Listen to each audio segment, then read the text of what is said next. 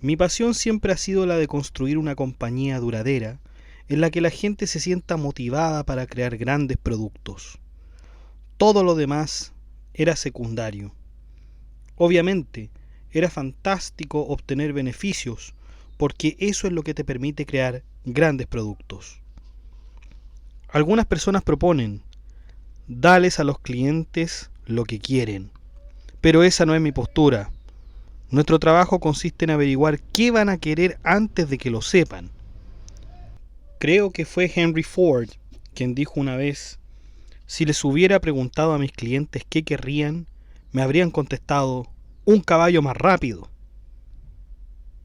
La gente no sabe lo que quiere hasta que se lo enseñas. Por eso nunca me he basado en las investigaciones de mercado. Nuestra tarea estriba en leer las páginas que todavía no se han escrito. Estas son las palabras de Steve Jobs en el libro Steve Jobs de Walter Isaacson.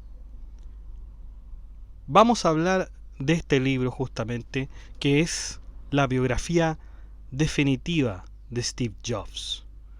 Sabemos que Steve Jobs era el CEO de Apple, de los productos Apple, y que durante toda su vida tuvo grandes enfrentamientos con la competencia. ¿Y por qué vamos a analizar a Steve Jobs en este espacio? Es porque Steve Jobs es uno de los tantos personajes donde la vida personal se cruza con la obra del mismo autor. ¿Cómo es esto? Claro, Steve Jobs se le puede considerar un genio, de eso no hay duda. Pero por otro lado, se dice que también es un monstruo. En su vida personal fue un monstruo. Entonces está esta pequeña confrontación, esta pequeña dicotomía entre la obra del autor y la vida personal del autor, donde muchas personas juntan estas dos, la mezclan y refutan una por otra. Es decir, si la obra fue hecha de determinada manera, se puede refutar por la vida personal del autor. Es decir, si el autor en su vida personal fue alguien reprochable, entonces su obra también lo es. Puede ser al contrario, si la obra es reprochable, la persona también lo va a hacer. Puede ser de distintas maneras. Puede ser a contrario sensu o, bueno, como lo habíamos dicho anteriormente. Y hay algunos que separan justamente la vida del autor con la obra personal. Y claro, esto se esgrime que sería una argumentación ad hominem, decir que la obra del autor se puede refutar por la vida personal. Entonces, Steve Jobs es uno de estos personajes que nos hizo conocer su vida a través de esta biografía, que es absolutamente sincera. Es absolutamente sincera. Y de hecho, si ustedes ven la portada, digamos, la información que aparece en el reverso del libro, dice que es unfiltered. Unfiltered, es decir, que no tiene ningún filtro. Esto se lo pidió Steve Jobs a Walter Isaacson.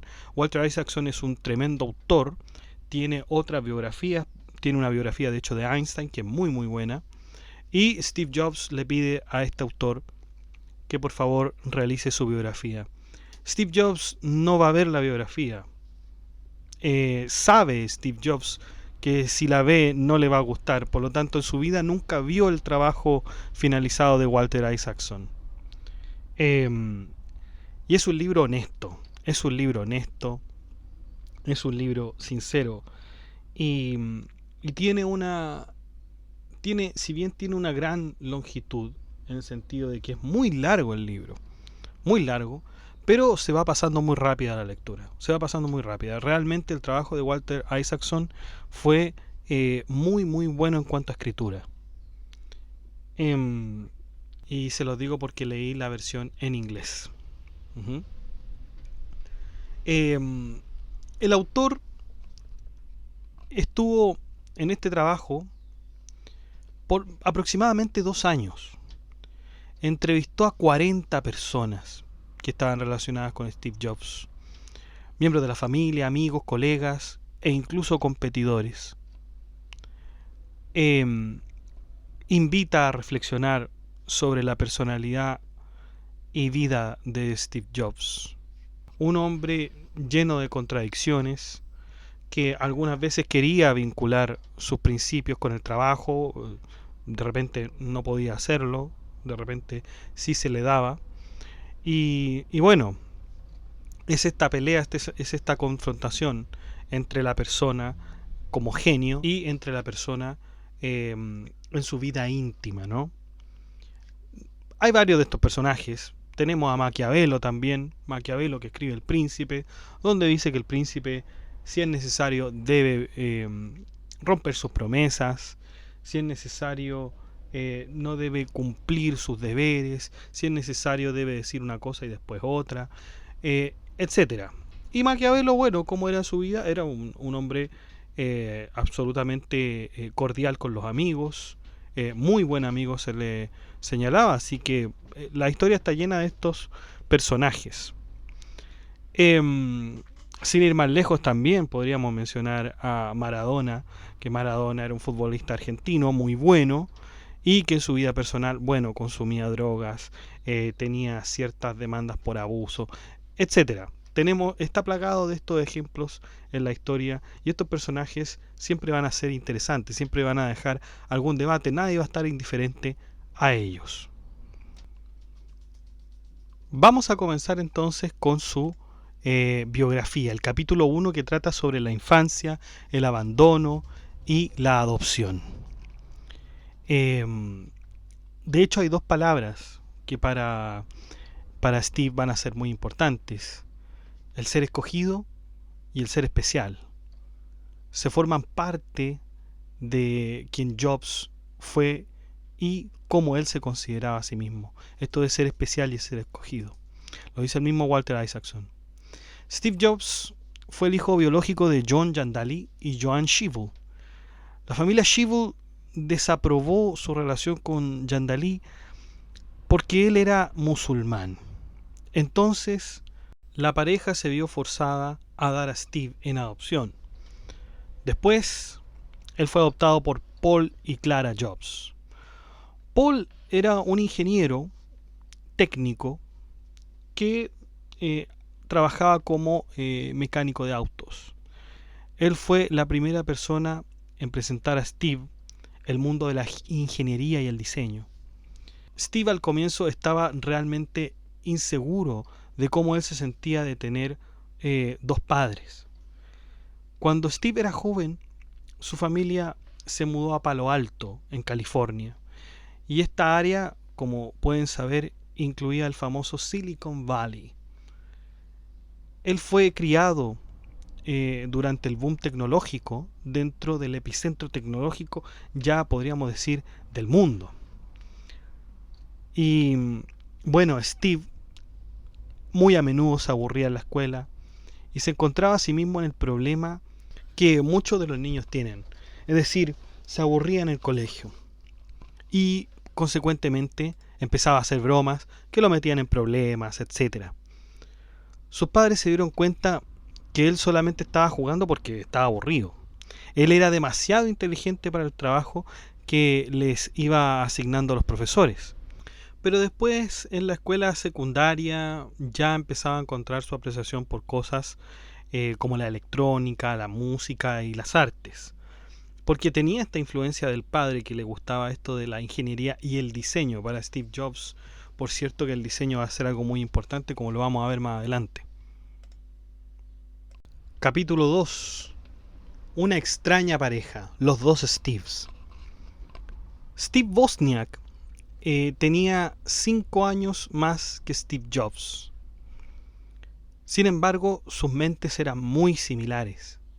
Ellos primero se conocieron en el garage de un amigo y trabajaron juntos en proyectos tecnológicos. Por ejemplo, su primer proyecto fue llamado Blue Box, la caja azul. y este proyecto era usado de frecuencias para permitir a la gente hacer llamadas de larga distancia gratis. Cuando ellos lo comenzaron a vender, empezaron a hacerse cierta fama, alguien se lo robó a punta de pistola. Alguien le puso la pistola ahí a los chicos y le robaron un Blue Box.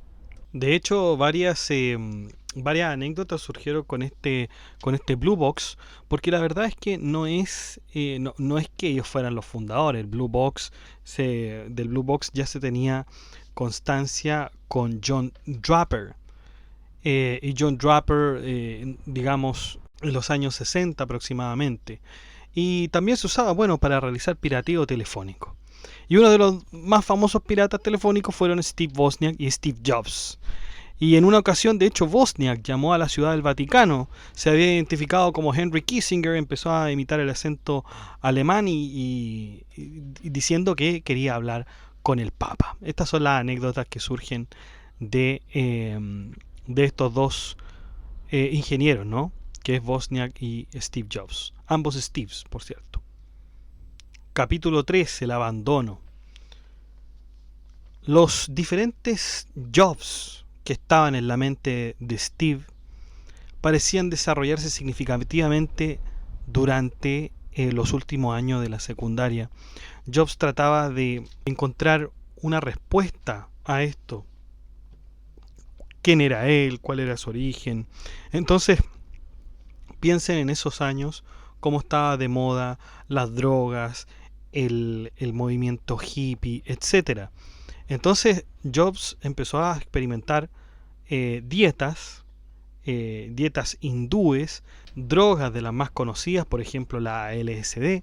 Y bueno, Jobs finalmente termina su educación secundaria y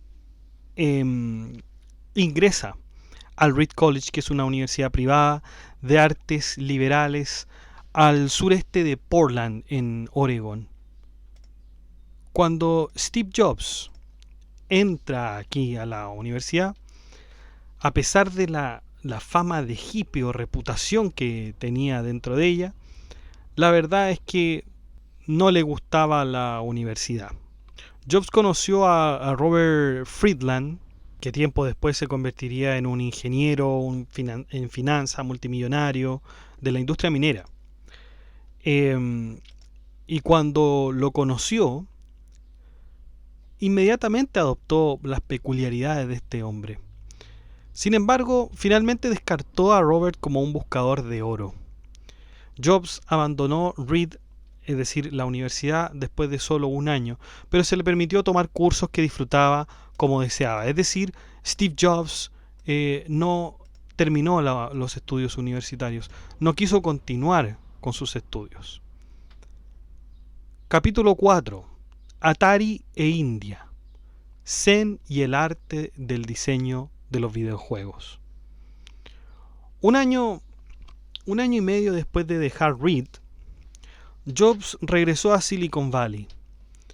Él inmediatamente fue a hablar con el gerente de Atari. Atari, recordemos que eran estas consolas de videojuegos bastante básicas, bastante antiguas. Y le dijo que él no se iría hasta que él tuviera un trabajo.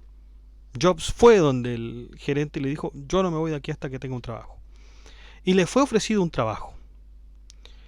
La mayoría de sus compañeros eran rápidamente alienados por su personalidad. Vamos a ver por qué. Pero bueno, Jobs era una persona muy difícil. Era una persona que con la cual había tremendos conflictos para trabajar en grupo. Y él ya se sentía, digamos, jefe cuando entraba a un lugar. Él ya se sentía jefe y todos tenían que seguir, digamos, sus deseos, por decirlo de alguna manera. Bueno, pero temporalmente Jobs deja Atari y se va a la India. Y en India él persigue su interés por la cultura oriental. El gerente de Atari lo desafió a crear una versión de Pong, que era una especie de juego que simulaba un juego de tenis. Entonces dos paletas, había una pelota, esa pelota se arrojaba de un extremo a otro y claro, cuando la paleta no alcanzaba a tomar la pelota, bueno, había un punto para el otro equipo.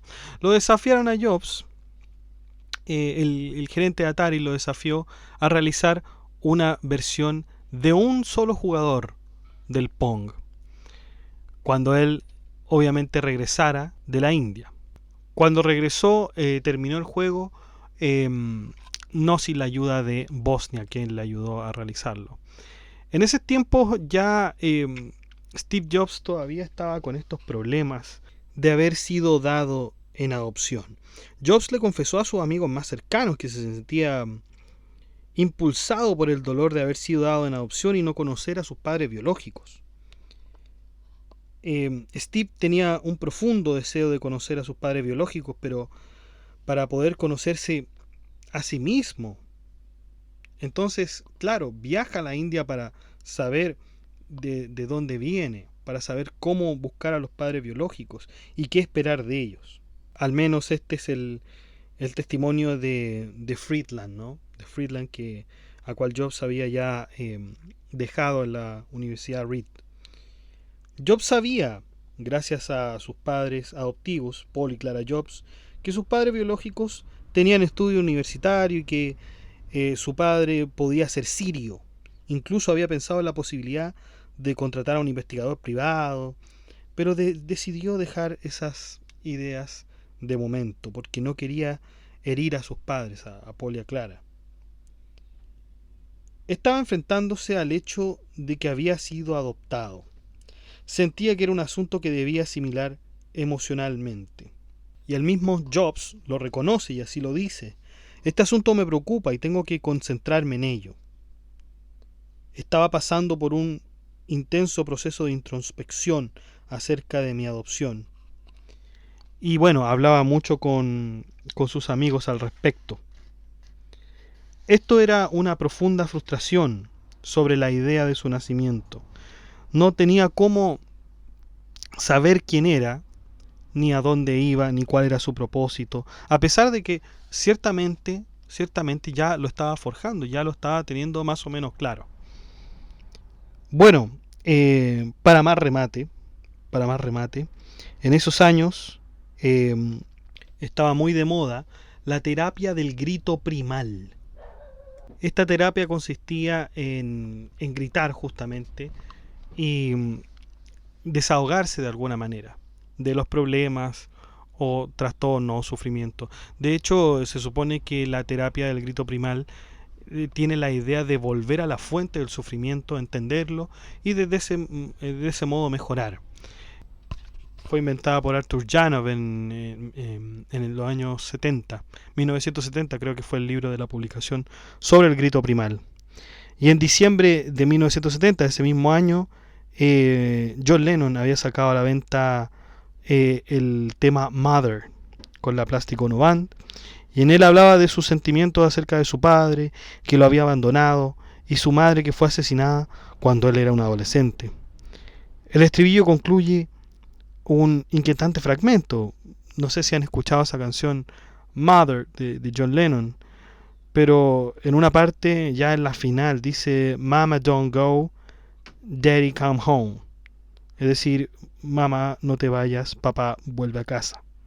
De hecho, Steve Jobs solía escuchar muchísimo esta canción. Capítulo 5. El Apple I. Mientras nacía la revolución informática en Silicon Valley, Wozniak vio por primera vez un microprocesador. Y esto le dio la idea de la computadora moderna, teclado, pantalla y computadora en uno. Pero Wozniak quería regalar el diseño. Sin embargo, Jobs encontró una manera de ganar dinero. No estaba de acuerdo con que fuera gratuito totalmente. Claro, realmente Wozniak tenía esa idea o ese espíritu de ofrecerse para ayudar a los demás, que a su vez era una ética hacker según la cual la información debía ser gratuita y la autoridad no merecía confianza alguna. El mismo Wozniak dijo: yo diseñé el Apple I porque quería regalárselo a otras personas. Pero aquello no era una visión compartida, adivinen por quién. Por Bill Gates. Por Bill Gates. Claro, Bill Gates, recordemos que es el creador de Microsoft. Y en efecto, Bill Gates trabajó en Apple, trabajó junto con Jobs. De hecho, aparecen hasta en un comercial en 1900, del estilo 1984. Lo pueden ver en YouTube, donde el mismo Bill Gates está promocionando Apple. Y claro, Bill Gates dice lo siguiente. Fíjense lo que dice Bill Gates cuando sucede esto de que están regalando el Apple. Como la mayoría de los aficionados a la electrónica ya sabrán, casi todos ustedes roban el software. ¿Es esto justo? Una de las cosas que están consiguiendo es evitar que se escriba un buen software. ¿Quién puede permitirse realizar un trabajo profesional a cambio de nada? Agradeceré que me escriban todos aquellos que estén dispuestos a pagar. Bueno, esto lo dijo Steve Jobs cuando se estaba creando el Apple I, gracias a la idea de Wozniak. Y bueno, Steve Jobs en realidad compartía la idea de Wozniak, de que esto debería ser gratuito. Pero le convenció para que dejara de regalar copias de sus esquemas. De eso sí que tenía que él cobrar. Jobs sostenía que en cualquier caso la mayoría de la gente no tenía tiempo para construir los diseños por su cuenta. ¿Por qué no construimos placas base ya montadas y se las vendemos? Un ejemplo más de su simbiosis. Cada vez que diseñaba algo grande, Steve encontraba la forma de que ganáramos dinero con ella, afirmaba Wozniak. Para Wozniak era muy raro entonces que siempre a los computadores o siempre a las creaciones se les viera este sentido de lucro. Pero para Steve era totalmente natural. De hecho, el mismo Wozniak dice: nunca se me pasó por la cabeza vender ordenadores. Era Steve el que proponía que los mostrásemos y que vendiéramos unos cuantos. Una vez que Jobs había regresado de un huerto de manzanas, ese día decidió que el nombre Apple se quedara para tener el nombre de este computador que había creado Wozniak. Es decir, primero se creó el computador y después le pusieron Apple. Y así se fundó Apple Computers. Jobs y Wozniak trabajaron arduamente para producir más de 100 computadoras en un mes, que vendieron a amigos y a un distribuidor local de computadoras. Apple fue rentable en solo 30 días de su creación.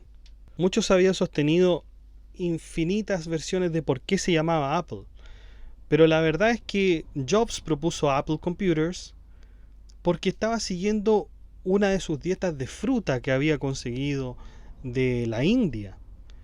Entonces le encontró que sonaba divertido, energético y amigable, nada intimidante. Apple limitaba las asperezas de la palabra computer. Además, con aquel nombre adelantaríamos a Atari en el listín telefónico, decía el mismo Jobs. Le dijo a Wozniak que si no se le ocurría un nombre mejor antes del día siguiente por la tarde, se quedaran con Apple, y justamente eso hicieron. Ese fue, digamos, el origen del nombre de Apple Computers. ¿Y por qué? Fíjense lo siguiente, ¿por qué asperezas? ¿Por qué una manzana? Steve Jobs tenía la teoría de que el diseño de las cosas para llamar la atención tenía que ser curvo. No podía ser o no podría tener puntas pronunciadas, ángulos. No le gustaba eso. A él le gustaba que las cosas fueran curvas. Entonces por eso la manzana, que tiene por todos sus lados tiene curvas, ¿no es cierto? Era mucho mejor que presentar quizás un diseño con las letras como en esos años estaba IBM, Xerox PARC, etc.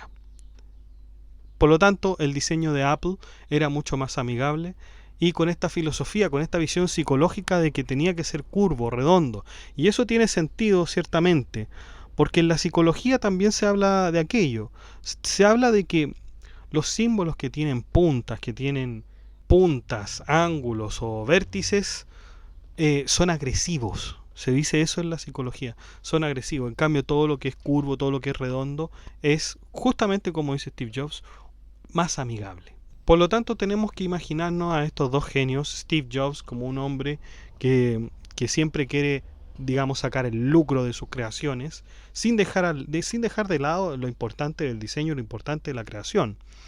Un hombre muy extrovertido, un hombre que, como vamos a ver, se utiliza un término, no sé si absolutamente psicológico, por Walter Isaacson, que es la manipulación de la realidad, como lo vamos a ver que lo hace con sus trabajadores. Y Wozniak era totalmente bajo perfil. Era un hombre, incluso se le menciona en el libro, tímido en las reuniones de Apple y en las reuniones que tenía con cualquier persona en general. Vamos ahora con el capítulo 2, que trata sobre el Apple II y el nacimiento de una nueva era. Jobs rápidamente se dio cuenta que el computador Apple carecía de algo que otras compañías tenían, que era la presentación y el dinero. Tenía con Atari para encontrar a un millonario retirado de 33 años, que era Mike Markkula. Mike tenía las conexiones para hacer funcionar a Apple. Markkula incluso contrató a un publicista para Apple, y cuando se lanzó el Apple II, el éxito fue asombroso. Eventualmente, Markkula contrató a Mike Scott como presidente de la compañía, principalmente para manejar a Jobs. Y bueno, los dos chocaron en muchos puntos, pero finalmente la Apple II vendió más de 6 millones de unidades. 6 millones de unidades. Capítulo 7. Christian y Lisa. Jobs había estado saliendo con Christian Brennan de forma intermitente durante 5 años y tuvieron a su primera hija en 1978. La niña se llamaba Lisa. Pero fíjense que Jobs desconoció la paternidad, la negó. Sin embargo, la prueba fue contundente. La prueba fue contundente de ADN. Fue un 94,4% de probabilidad de estar emparentados. Y esto fue cuando Lisa tenía 2 años, en 1980. Y claramente había sido demandado Jobs por la manutención de alimentos. Más tarde, Jobs se arrepentiría y expresó su pesar por la forma en que manejó la situación. Porque había hecho de todo para demostrar y para negar en realidad que Lisa no era su hija. Algo que se va a mantener muy patente en la historia de Jobs más adelante. Capítulo 8. Xerox y Lisa. Interfaces gráficas de usuario. Jobs pasó a otros proyectos después del Apple II, pero no estaba satisfecho con las computadoras Apple III y Lisa, porque sí, Steve Jobs en el año 1980 fabricó un computador que se llamaba Apple Lisa. Fue fabricado obviamente en la Apple Computer y fue el segundo en tener una interfaz gráfica de usuario.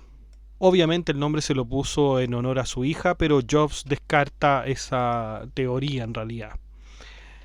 Bueno, había otra empresa competidora que era Xerox. Se decía que Xerox era el principal innovador tecnológico en ese momento.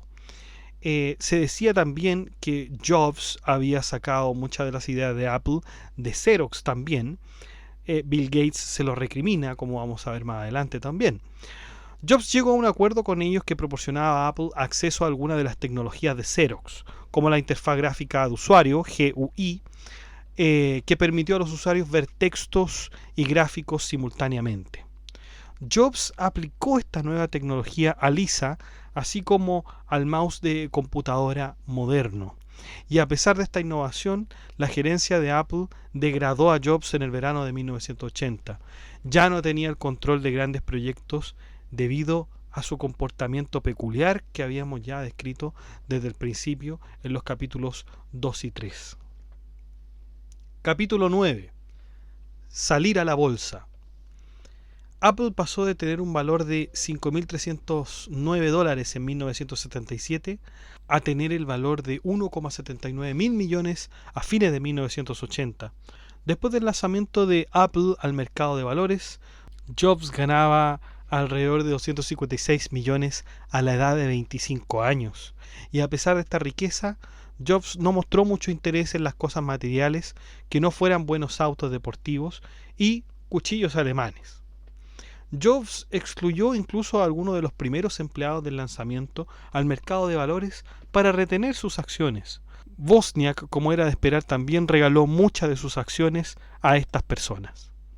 Pero fíjense que con respecto a Jobs hubo una gran controversia. Daniel Kotke no era uno de estos empleados que habían recibido los millones de Steve Jobs. Y había sido el mejor amigo de Jobs en la universidad, en la India, en la comuna del Huerto de Manzanos, donde le pusieron el nombre de Apple Computers. Había entrado a formar parte de Apple cuando su sede todavía era el garage de los Jobs, y aún trabajaba en la compañía como empleado a tiempo, por horas, quiero decir, por horas. Sin embargo, no estaba en un nivel suficientemente alto del escalafón como para que le asignaran opciones de compra de acciones que se celebraban en esta OPA que conocemos aquí, que es la oferta pública de acciones. Allá se conoce como el IPO. Y fíjense lo que dice Daniel Kotke. Yo confiaba plenamente en Steve y pensé que cuidaría de mí, igual que yo había cuidado de él, así que no lo presioné. El motivo oficial era que Kotke era un técnico que trabajaba por horas y no un ingeniero en la nómina, lo cual era condición indispensable para recibir opciones de compra. Es decir, él tenía que ser un ingeniero en nómina. Pero aún así podrían habérselo ofrecido.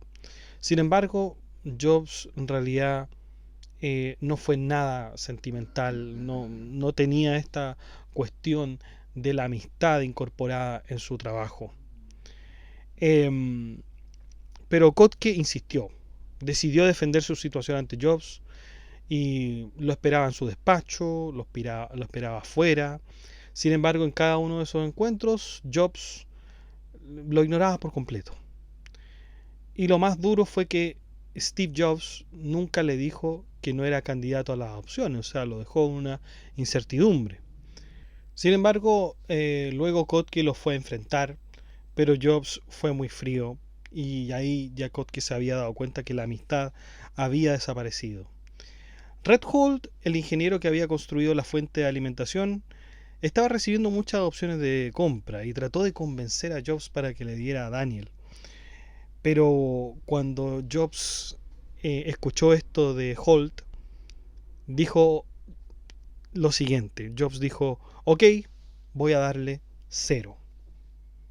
Y bueno, este es uno de los cuantos ejemplos que vamos a ver en la vida de Jobs, donde no hay contemplaciones con respecto a la amistad. Capítulo 10. Nace el Mac. Jeff Raskin era el que dirigió originalmente el proyecto Macintosh.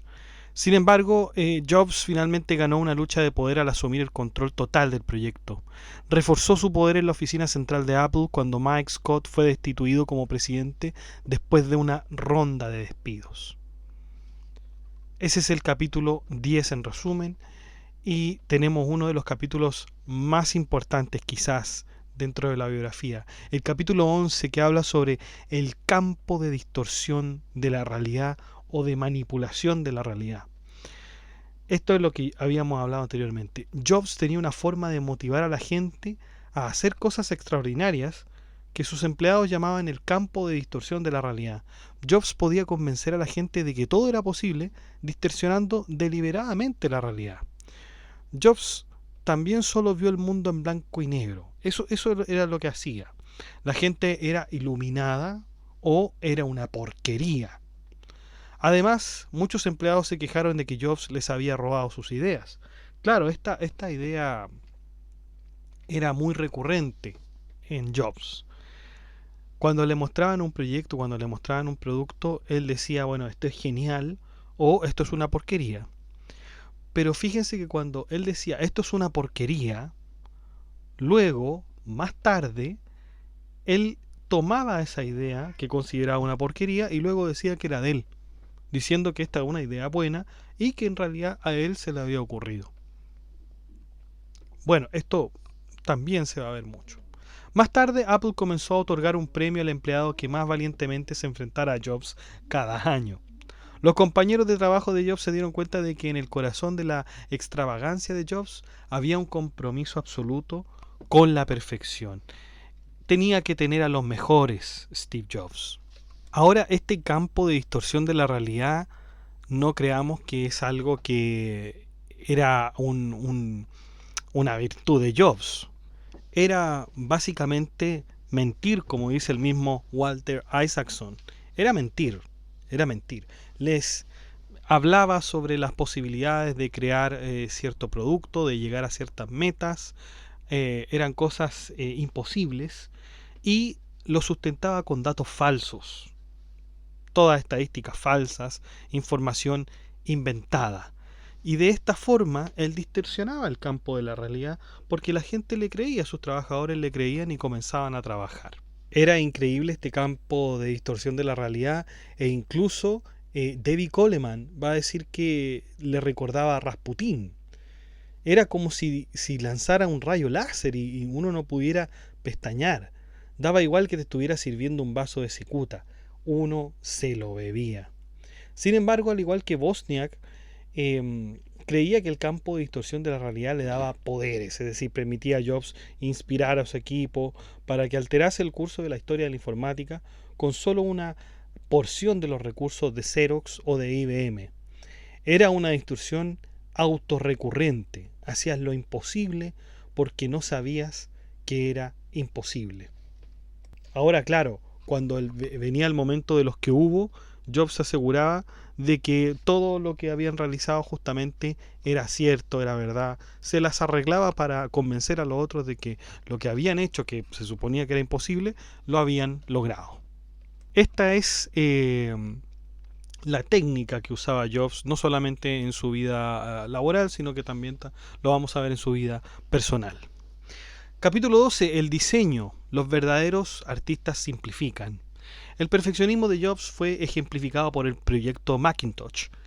Quería que todo fuera hermoso, el empaque, la interfaz, las pantallas e incluso el interior de la computadora. Y esto volvió loco a el ingeniero que tenía que ocuparse de esto, a los ingenieros. Jobs quería que los artistas y los ingenieros sintieran lo mismo. Tenía el nombre de cada ingeniero y artista que trabajaba en Macintosh grabado en el interior de la computadora. Y en este capítulo está lo que yo les había hablado del diseño, esto de lo redondo, ¿no? Jobs discutía con un ingeniero que se llamaba Atkinson. Cuando Atkinson le presenta un modelo, Steve Jobs le pregunta ¿qué hay de los rectángulos con bordes redondeados? Y el ingeniero le dice, no creo que nos hagan falta. Y de hecho Atkinson le explicaba que aquello sería casi imposible de hacer. Atkinson quería que las pautas de los gráficos fueran sencillas y limitarlas a las primitivas geométricas que de verdad son necesarias. Estamos hablando de la interfaz, de los iconos del computador, ¿no? Y Steve Jobs le grita en realidad. Los rectángulos con bordes redondeados están por todas partes, grita Jobs. Se levanta de un salto y con tono más vehemente dice, échale un vistazo a esta habitación. Señaló la pizarra, la superficie de la mesa y otros objetos que eran rectangulares pero tenían bordes curvados. Y mira afuera, hay todavía más prácticamente en cualquier sitio al que mires. Arrastró a Atkinson a dar un paseo y fue señalando las ventanas de los coches, los carteles publicitarios, las señales de tráfico, y en menos de 3 calles habíamos encontrado por lo menos 17 ejemplos, afirma Jobs. Comencé a señalarlos uno por uno hasta que quedó completamente convencido Atkinson. Y cuando por fin llegó hasta un cartel de prohibido aparcar, le dije, vale, tú ganas, me rindo. Eso dijo Atkinson. Necesitamos el rectángulo con esquinas bordeadas, como una primitiva más. Necesitaban hacerlo así. Capítulo 13. Construyendo el Mac. Jobs compitió en todas partes, incluso dentro de su propia empresa. Compitió contra el producto Lisa para enviar primero el Mac. Lisa finalmente fracasó, dejando solo el Macintosh como la columna vertebral de la empresa. Más adelante, en el mismo año, a Jobs se le hizo creer que fue nombrado el hombre del año por la revista Time. Sin embargo, llamaron a su Macintosh máquina del año. Esto le trajo, por supuesto, mucha enojo, por cierto, era muy irascible también. Capítulo 14. Entra Scully. Bueno, Scully era un hombre muy importante en la vida de Jobs en un principio. Jobs creía que todavía era demasiado inmaduro para dirigir Apple por sí mismo. Por lo tanto, recurrió a John Sculley. Sculley fue director de marketing de Pepsi y fue responsable de la campaña Pepsi Challenge. Sculley inicialmente se mostró reacio, pero Jobs lo convenció con este campo de distorsión de la realidad. Siempre le daba con buenas palabras, ¿no? Lo convencía. Más bien, no lo convenció. Yo creo que fue una persuasión más que un convencimiento de parte de Jobs. Jobs también, con el paso del tiempo, tenía otras intenciones. Lo primero era convencer a Sculley de que se uniera. Pero la verdad es que Jobs, como vamos a ver, tenía otros planes. El Macintosh fue diseñado para costar $1.995. Sin embargo, Sculley insistió en incluir los costos de marketing para un gran lanzamiento, y este elevó el costo a $2.495. Más tarde, Jobs culpó esta decisión como la razón principal por la que Microsoft ganó el control del mercado de las computadoras personales. Pero en realidad no había sido eso, sino que fue por un tipo de filosofía que hay entre los sistemas computacionales, algunos que son de sistemas abiertos y otros de sistemas cerrados. El de Steve Jobs es justamente el de sistema cerrado y no el sistema abierto que profesaba realmente Microsoft, pero eso lo vamos a ver en detalle. Capítulo 15. El lanzamiento. A pesar de que Apple estaba creciendo, IBM está comenzando lentamente a ganar la mayor parte del mercado de los computadores. La respuesta de Apple fue el lanzamiento del Macintosh en 1984. El lanzamiento de este Macintosh sentaría las bases para los futuros lanzamientos de productos de Steve Jobs. Primero, para esto, Jobs contrató a Ridley Scott y gastó $750,000 en un famosísimo comercial de televisión que simulaba la obra de George Orwell, 1984, que para ese tiempo obviamente ya era muy famosa. Si quieren saber de qué se trata 1984, pueden ver el podcast también de Literatura Apuntes sobre la novela, que es buenísima, es buenísima. Se hicieron películas, etcétera. Es una serie muy muy buena, 1984. Y el libro mejor aún. Y esta fue la primera transmisión en el Super Bowl de ese año. Luego comenzó a dar entrevistas con algunas revistas y bueno, la publicidad tuvo un impacto significativo en el éxito del Macintosh. Capítulo 16. Puertas y trabajos. ¿Cuáles son los 5 productos en los que deseas centrarse? Deshazte del resto porque te están arrastrando hacia abajo, te están convirtiendo en Microsoft, están causando que produzcas productos que son adecuados pero no excelentes. Esto lo dijo Walter Isaacson.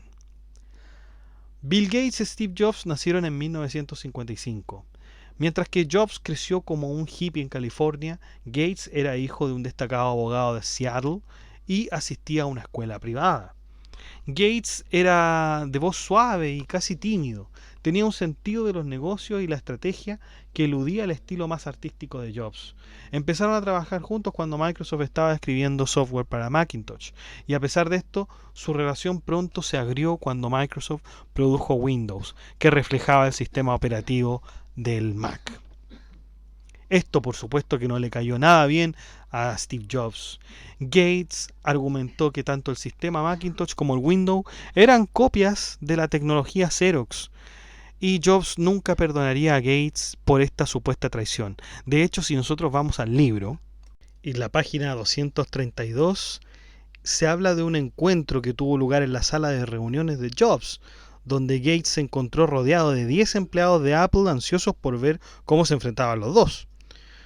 Y bueno, Hertzfeld estaba ahí y decía: yo estaba allí como un observador fascinado cuando Steve Jobs comenzó a gritarle a Bill, nos estás estafando. Yo confiaba en ti y ahora nos estás robando, le decía Steve Jobs a Bill Gates. Y Hertzfeld recuerda que Gates se limitó a guardar tranquilamente, mirando a Steve Jobs a los ojos. Y fíjense lo que le dice Bill Gates, con una calma, una parsimonía excelente. Le dice: bueno, Steve, creo que hay más de una forma de verlo. Yo creo que es como si los dos tuviéramos un vecino rico llamado Xerox y yo me hubiese colado en su casa para robarle el televisor y hubiera descubierto que tú ya lo habías robado antes. Esta visita de Gates duró 2 días y sacó todo lo malo de Jobs, de Steve Jobs en este sentido. Capítulo 15. Ícaro. Si bien el Macintosh generó mucho revuelo inicialmente, las ventas finalmente se desaceleraron cuando la gente se dio cuenta de algunas limitaciones de la máquina. Además, la personalidad de Jobs comenzó a chocar aún más dentro de la empresa. Eventualmente decidió dejar Apple después de jugar con la idea de ejecutar Apple Labs. Y el capítulo 18 también es muy importante, que nos habla de un computador que el mismo Jobs diseñó.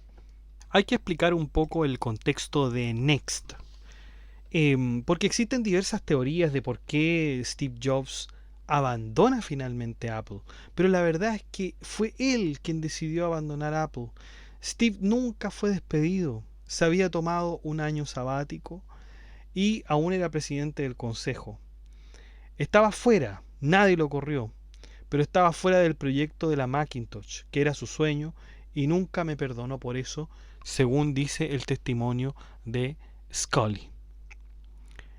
Asimismo, Steve Jobs funda la empresa de fabricación de computadoras Next.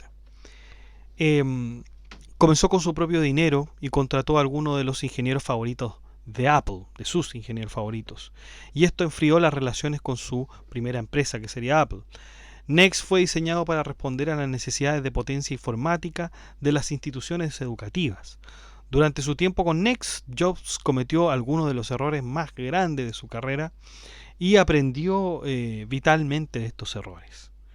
Por lo tanto, luego de salir de Apple, lo que hizo fue el Next. Y el capítulo 19 nos habla de Pixar. Claro, porque Jobs adquirió una participación del 70% en la división de animación de Lucasfilm por $10 millones y la rebautizó como Pixar.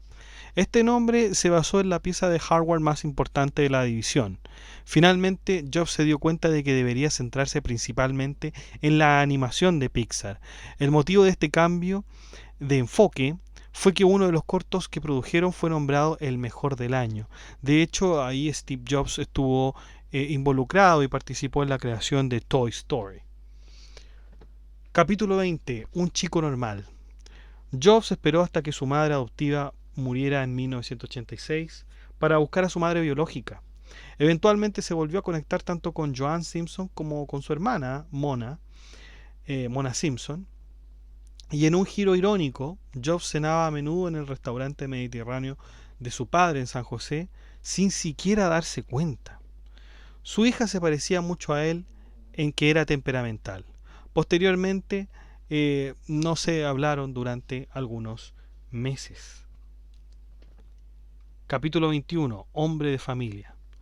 Jobs conoció a su futura esposa, Laurene Powell, cuando estaba dando una charla en la Escuela de Negocios de Stanford. Aquí es donde Laurene era estudiante. Laurene quedó embarazada durante sus primeras vacaciones en Hawái. Se casaron en una pequeña ceremonia en 1991 y se mudaron a una casa modesta en Palo Alto, California. La hija de Jobs, Lisa, se mudó con ellos cuando estaba en octavo grado y vivió allí hasta que fue a la universidad en Harvard. Jobs también tuvo 3 hijos más con Lorraine. Capítulo 22. Historia del juguete. Como habíamos dicho, Jobs justamente participó en la creación de Toy Story. Inicialmente, Pixar atrajo a los animadores lejos de Disney, y cuando Disney no pudo atraerlos de nuevo, se asociaron con Pixar para crear Toy Story. Por supuesto, Jobs encontró una manera de ganar más dinero con Pixar. También llegó a un acuerdo con Michael Eisner de Disney para compartir equitativamente todas las ganancias de los proyectos futuros. Por lo tanto, ya tenemos 2 recorridos después de Apple, Next y Pixar, y estos negocios que había hecho con Disney. Capítulo 23, la segunda avenida. Next nunca hizo mella en la industria informática debido a su alto costo y su pequeña biblioteca de software. Mientras tanto, Scully estaba arruinando a Apple mientras presidía sobre la disminución de las ganancias y la participación en el mercado. Para 1996, el precio de las acciones de Apple bajó alrededor de $14. También habían pasado por algunos directores generales antes de decidirse por Jill Amelio. Amelio necesitaba ideas frescas para Apple y finalmente decidió adquirir Next. Al principio no estaba claro qué papel tendría Jobs en Apple, y eventualmente Amelio y Jobs decidieron simplemente llamarlo asesor. Y en esta ocasión entonces Jobs vuelve de manera subterfugia a Apple. Capítulo 24. La restauración. Una vez de regreso en Apple, Jobs comenzó a consolidar su base de poder en silencio al instalar a sus personas favoritas de Next en puestos senior de Apple. Larry Ellison de Oracle, el creador de Java, aparecía constantemente en la prensa afirmando que estaba dispuesto a financiar una adquisición hostil de Apple. Además, estaba listo para instalar a Jobs como CEO cuando quisiera. Cuando quedó claro que Amelio no estaba funcionando, Apple le ofreció a Jobs el puesto de director ejecutivo. Sin embargo, Jobs se negó, insistió en seguir siendo un asesor. Jobs comenzó a exigir la revisión del precio de las opciones sobre acciones para los mejores empleados. También argumentó que toda la junta debería renunciar. Y bueno, finalmente Jobs logró asociarse con Microsoft. Y esta asociación puso fin a una década de litigios y disparó el precio de las acciones de Apple. Capítulo 25. Piensa diferente. A Jobs también se le dieron las riendas de la empresa, pero permaneció como el director ejecutivo interino, el asesor delegado, como le llamaban. Canceló todos los acuerdos de licencia y decidió concentrarse en hacer menos proyectos pero más grandes. Sin embargo, trabajar tan duro significaba que tenía menos tiempo para su familia. Además, cuando tenía tiempo, estaba demasiado agotado. Capítulo 26. Principios de diseño. Steve Jobs tenía buen ojo para el talento. Cuando se dio cuenta de lo talentoso que era el diseñador Johnny Ive, lo convirtió en la segunda persona más poderosa de Apple. Ambos entendieron la importancia del empaque. Posteriormente, ambos nombres aparecen en las patentes de varios paquetes innovadores para productos Apple. Capítulo 27. El iMac. El primer producto que Jobs y Ive diseñaron juntos fue el iMac. La iMac era una computadora de escritorio con un precio de alrededor de $1,200 y diseñada para el usuario ocasional diario. En esa ocasión, Jobs y Ive hicieron cambios audaces a la idea de cómo debería ser una computadora. Eligieron una carcasa azul translúcida que le dio al computador su apariencia distintiva. Jobs lanzó el iMac en mayo de 1998 y los críticos elogiaron el aspecto novedoso de la computadora. El iMac vendió 278.000 unidades en sus primeras 6 semanas y 800.000 a finales de año. Y si bien las asperezas con Microsoft se habían mitigado, la verdad es que seguía la competencia. Y Bill Gates, en una entrevista que está también en YouTube, pueden verla, demuestra que esto del iMac y su novedad de que tuviese una carcasa azul translúcida no tenía absolutamente nada de novedoso y nada de útil tampoco. Y fíjense que en la entrevista él lleva un computador, lleva uno de sus computadores y lo pinta rojo. Eso hace Bill Gates, lo pinta rojo y dice, bueno, estas son las grandes novedades que hace Steve Jobs para mejorar sus productos, diciéndolo irónicamente, por supuesto. Capítulo 28. Director general. Jobs finalmente aceptó el título de CEO completo, eliminando el interino de su título. Jobs inmediatamente comenzó a reducir el inventario y a cerrar tratos favorables con los proveedores. Además de esto, trajo a Tim Cook para dirigir las operaciones. En ese momento, Jobs había estado dirigiendo Apple durante 2 años y solo recibía $1 al año en compensación. Esto inquietó a la Junta. La Junta también le ofreció 14 millones de opciones sobre acciones.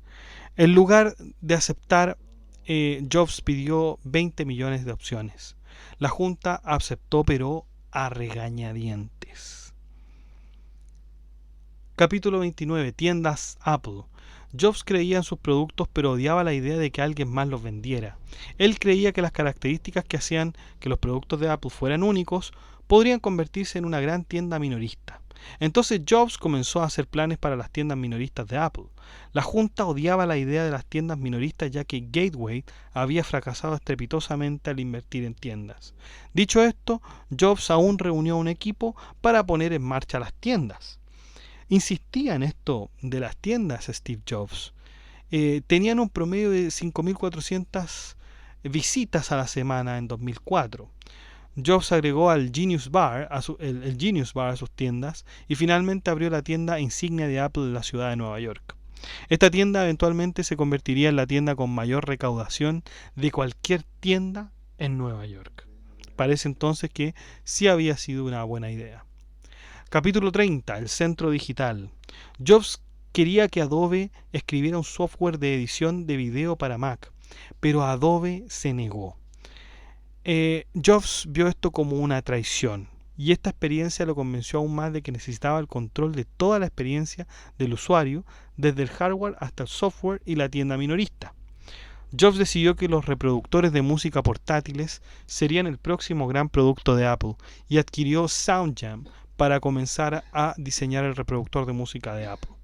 Los críticos se mostraron escépticos de que la gente comprara un reproductor de música de $399, y aún así los consumidores pronto hicieron que el iPod fuera tan exitoso que cambiara toda la industria de la música. Capítulo 31. La tienda de iTunes. Alrededor de 2002, las compañías discográficas tenían grandes problemas con la piratería. Acudieron a Jobs en busca de ayuda.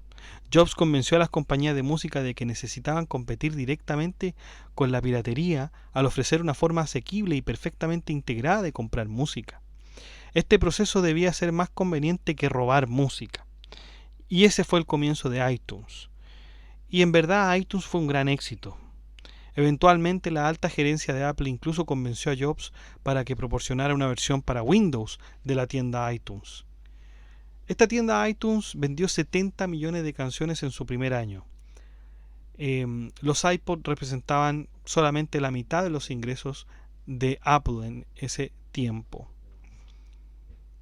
Terminando entonces, en realidad no terminamos hablando de la música porque ahora toca hablar sobre la relación que tenía con ciertos hombres de la música Steve Jobs.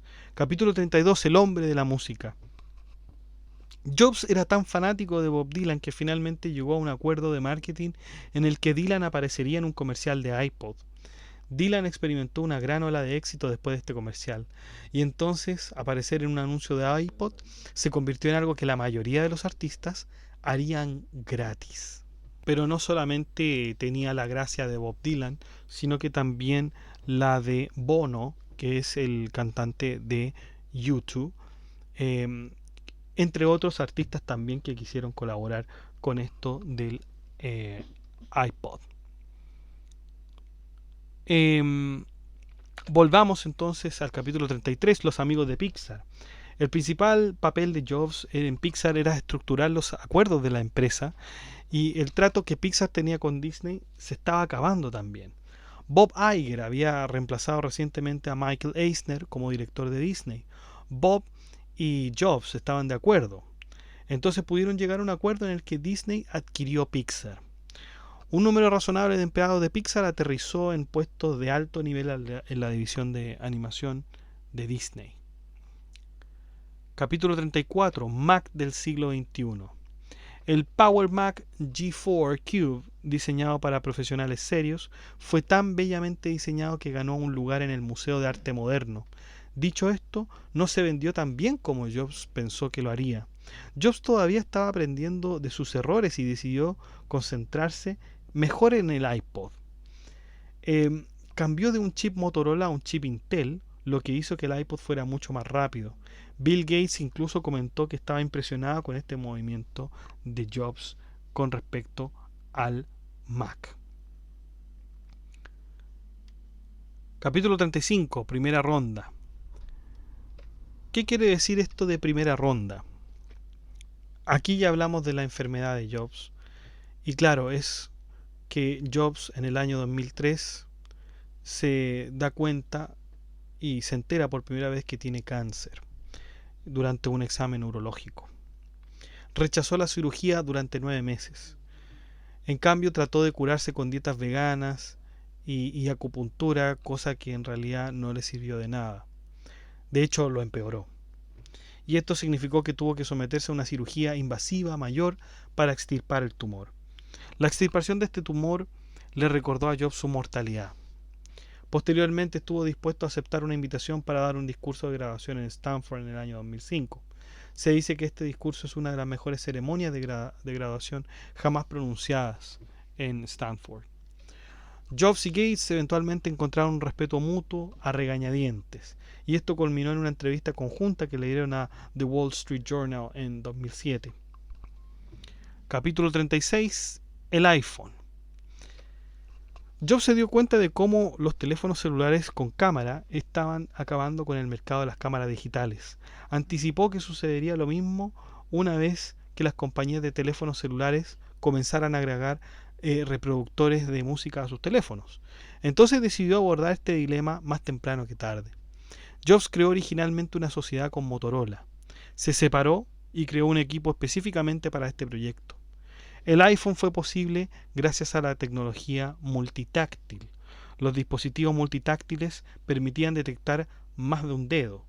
Y además, Gorilla Glass fue un vidrio increíblemente resistente que se introdujo para proteger los teléfonos de rayones y daños. Era una especie de vidrio muy resistente que se extraía, creo que, de África, me parece. Esa era la gran curiosidad que tenía. Una vez más, eso sí, los críticos creían que el precio era demasiado alto. Los empleos y los consumidores demostraban que estaban equivocados una vez más. Fíjense que Jobs fue muy reacio a incorporar más cosas a un dispositivo. De hecho, hay una parte en donde Jobs se queja mucho de estos grabadores de CD, porque la bandeja que sale se veía muy poco estética. A él le gustaban las ranuras, es decir, prefería esos sistemas donde uno introducía un CD en una ranura, más que salga una bandeja, ¿no? Eso no le gustaba. De hecho, se decía ahí que la gente ponía los vasos ahí. Entonces eso a él le parecía horrible, porque era muy preocupado del diseño. Pero fíjense que esto también le jugó en contra, porque resultaba que estos CDs con bandeja, estos discos con bandeja, eran los únicos que tenían la posibilidad de poder grabar CDs. En cambio, con las ranuras, eso no lo podría haber hecho. Y eso le jugó mucho en contra. Fue un desacierto en realidad. Capítulo 37. La segunda ronda. El cáncer regresa. El cáncer de Jobs regresó en la primavera de 2008. Finalmente ese año recibió un trasplante de hígado en Memphis. También luchó con el hecho de que ya no sería indispensable para Apple. El precio de las acciones de la compañía había subido de $80 a 140 cuando anunció su regreso. Capítulo 38. El iPad. Jobs había querido hacer una tableta desde principios de la década de 2000. Una vez que se lanzó el iPhone, Jobs pasó al iPad y lo lanzó en enero de 2010. Apple vendió más de 1 millón de iPads en el primer mes y 15 millones en los primeros 9 meses. Jobs no estaba contento con la mayoría de los anuncios desarrollados para el iPad. Eventualmente decidió enfatizar todas las cosas diferentes que la gente podía hacer con un iPad. Jobs también abrió la creación de aplicaciones a desarrolladores externos que crearon su propia industria de la noche a la mañana. Fíjense que también en esto mismo a Jobs no le gustaba el escritorio, es decir, el escritorio o el teclado más bien, donde uno escribe y las letras van saliendo en la pantalla. Él quería que estas teclas en realidad estuviesen en la pantalla y se tocaran. Por lo tanto, la tecnología de vidrio del Gorilla Glass era fundamental. Capítulo 39. Nuevas batallas. Habiendo lanzado con éxito el iPad, Jobs ahora pasó a luchar contra Google. Google había lanzado recientemente su sistema operativo móvil Android. Jobs no estaba contento e incluso se le cita diciendo: gastaré mi último aliento si es necesario y gastaré cada centavo de los 40.000 millones de Apple en el banco para corregir este error. Voy a destruir Android porque es un producto robado. Jobs aún sostenía que un sistema cerrado y estrechamente integrado producía la mejor experiencia para el consumidor. Comparativamente, empresas como Microsoft y Google creían que los sistemas abiertos y la competencia natural deberían determinar al ganador. Esto era lo que estaba hablando de la filosofía de los sistemas operativos. Hay una filosofía que asegura que un sistema operativo abierto es lo mejor que podría tener las personas. Sistema operativo abierto, ¿qué quiere decir? Que la gente tenga acceso a lo que sea, que pudiese poner a un dispositivo toda clase de accesorios. Y eso molestaba mucho a Jobs. Jobs encontraba realmente increíble y apabullante que, por ejemplo, sus productos de Apple se le insertaran a algunos otros dispositivos piratas. Lo encontraba horroroso, porque tenía que ser todo integrado, ¿no? Era un sistema cerrado el de Apple. Todos los productos tenían que ser, si tenían que ser compatibles, tenían que ser de Apple. En cambio, en Microsoft, en Google, la filosofía era otra. La filosofía es que debía haber un sistema abierto. Y finalmente se acaba imponiendo este sistema, la verdad. Se acaba poniendo este sistema por mucho tiempo. Y Jobs se quejaba de esto. De hecho, incluso Jobs alegaba que era inmoral el sistema abierto. Era inmoral. Porque justamente se dio una discusión con respecto a la sociedad de la información, que es un término sociológico, la sociedad de la información. Y es que las personas, en términos sociológicos, en los años 80, 90, 2000, comenzaron a usar Internet. Como el Internet ya era, la mayoría era de sistemas abiertos, comenzaron a ver Internet, y la gente, cuando ve toda esta cantidad de información, no la filtra, no tiene la educación para filtrarla, entonces puede entrar y acceder a cualquier tipo de sitios. A eso para Steve Jobs era horrible, debía haber un control sobre eso. Y justamente se lanzó la problemática de la pornografía con respecto al Internet, porque en un sistema abierto sí había acceso libre a la pornografía. Y Jobs, justamente en una entrevista, dice que los productos Apple jamás podrán, con un producto Apple, una persona jamás podrá entrar a ver pornografía. Y fue una respuesta bien incómoda para el periodista en esa entrevista, porque Steve Jobs le dice al periodista: si tú quieres ver pornografía, entonces cómprate un producto Microsoft, cómprate un producto de Google, pero en este sistema cerrado tú no lo vas a ver. Entonces, esa es justamente la filosofía que planteaba Steve Jobs. Capítulo 41. Hasta el infinito. Muchos consumidores se quejaron de que el iPad era simplemente un gran producto de música. Jobs respondió a esto agregando importantes herramientas creativas como GarageBand. También comenzó a trabajar en dos proyectos a largo plazo en Apple. El primero fue el iCloud, un sistema de almacenamiento en la nube que se convertiría en el futuro de la informática. El segundo fue el rediseño de las oficinas de Apple. Jobs esperaba que estos se convirtieran en el mejor edificio de oficinas del mundo. Pero luego vendría la ronda 3, capítulo 41. Uno de los logros más significativos de Jobs fue mantenerse con vida el tiempo suficiente para ver a su hijo Reed graduarse de la escuela secundaria. Jobs siguió luchando contra su cáncer y sus trastornos alimentarios para consternación de su familia. Sería una de las principales 20 personas en el mundo en tener su ADN secuenciado. A pesar de esto, fue un esfuerzo por salvar su vida que se quedó corto en realidad. Jobs se reunió con Barack Obama en 2010 para hablar sobre la escolarización en Estados Unidos. En concreto, hablaban de que no había suficientes escuelas de ingeniería. Más tarde organizó una cena especial para los directores ejecutivos de grandes empresas para reunirse con Obama y ofrecer información.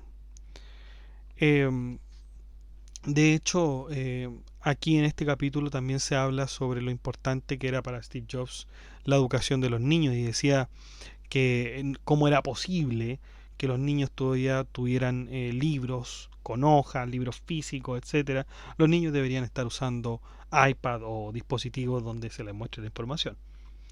Bueno, en el último año de su vida, Jobs expresó su interés en ser mentor de algunos directores ejecutivos de la nueva era. Esto incluyó a Mark Zuckerberg de Facebook y Larry Page de Google. Jobs renunció al cargo de director ejecutivo de Apple en agosto de 2011 y nombró a Tim Cook como nuevo director ejecutivo. Capítulo 42. El legado. Este es el último. En el núcleo de Steve Jobs estaba su increíble intensidad. Apple superó a Microsoft como la empresa tecnológica más valiosa del mundo poco antes de la muerte de Jobs.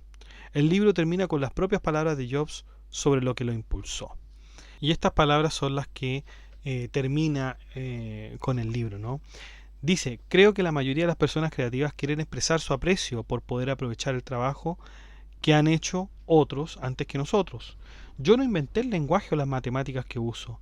Hago poco de mi propia comida, nada de mi propia ropa.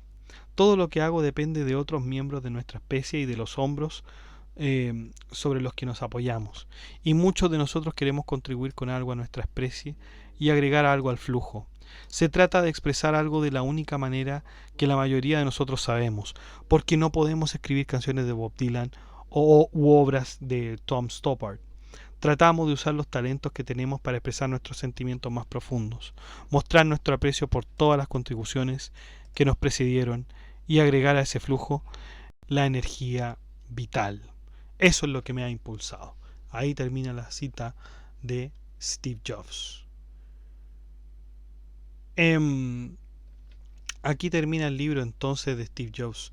Vemos que en su vida fue bastante duro, fue bastante cruel con sus amigos, no reconoció a su hija, después se arrepentiría, robaba las ideas, las presentaba como si fueran suyas, y bueno, tenía esta opinión de un sistema cerrado, tenía esta opinión también de que las leyes de la naturaleza o las leyes, digamos, humanas, no se aplicaban a él.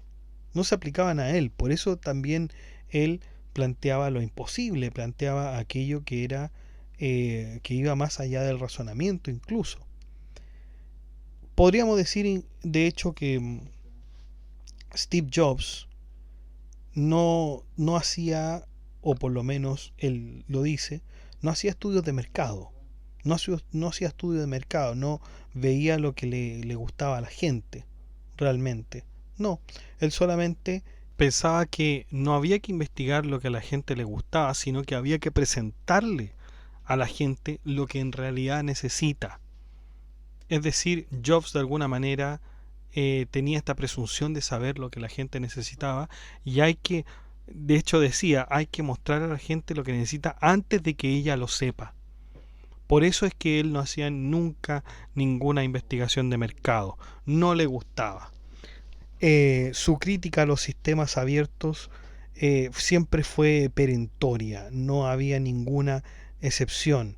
Incluso decía que los sistemas abiertos podían incluso formar monopolios mucho más agresivos como si fueran sistemas cerrados.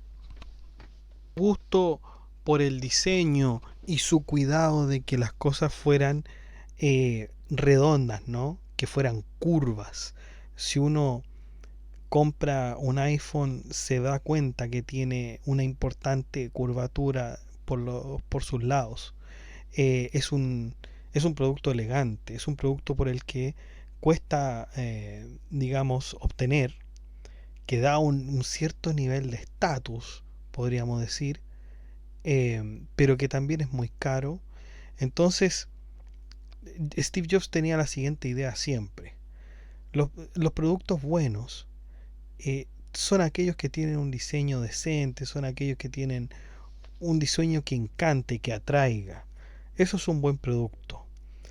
Por lo tanto, se altera o se modifica o se agranda el diseño en contraposición a la estructura de ingeniería que tenga, es decir, de los servicios que preste. Es mucho mejor, se pone mucho más atención al diseño que al software en este caso. En cambio, para Jobs, los sistemas abiertos en realidad se centraban mucho más en las posibilidades que podía ofrecer el software más que en el diseño. Por eso Jobs siempre odiaba el diseño de Microsoft. Y bueno, los de Microsoft siempre decían que lo importante no es tanto el diseño, sino que las posibilidades que te ofrezca el software. De hecho, en una entrevista el mismo Bill Gates dice, bueno, yo ya puedo imaginarme lo que las personas podrán hacer con sus computadoras. Siempre dejando esta filosofía de dejar hacer a las personas y no de tratar de que las personas se vayan por un cierto camino como lo quería Steve Jobs. Bueno, esto es entonces el libro Steve Jobs. Es bueno, es muy bueno. Como les dije, Walter Isaacson hace un muy buen trabajo bibliográfico, no solamente con respecto a la biografía de Steve Jobs, sino que también con la de Albert Einstein. Lo recomiendo.